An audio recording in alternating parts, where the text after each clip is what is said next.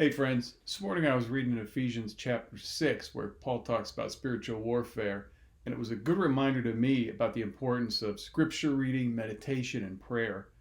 So Paul says in Ephesians 6 that we wrestle not with flesh and blood, but against the rulers and against authorities, against cosmic powers over this present darkness, against spiritual forces of evil in heavenly places.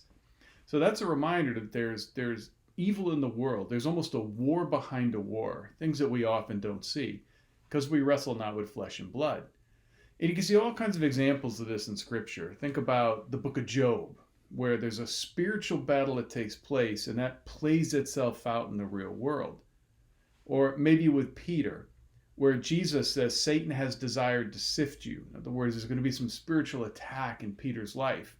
But then Jesus says, but I prayed for you that your faith will not fail.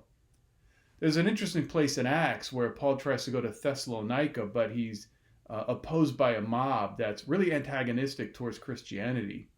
And as he writes to the Thessalonians, Paul says, I tried to come to you, but Satan hindered me. Well, was it the mob or was it Satan? The answer is, it was both. There was demonic forces at work behind the opposition of the gospel. So for this reason, we wrestle not with flesh and blood. Our real war is in the spiritual realm.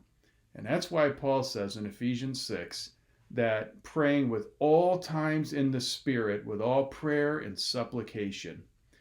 Bible reading, meditation, prayer, it is vital to our walk with God, and it's vital to winning the spiritual war that we fight every day, whether we see it or not. So that's my encouragement to you today and for this week.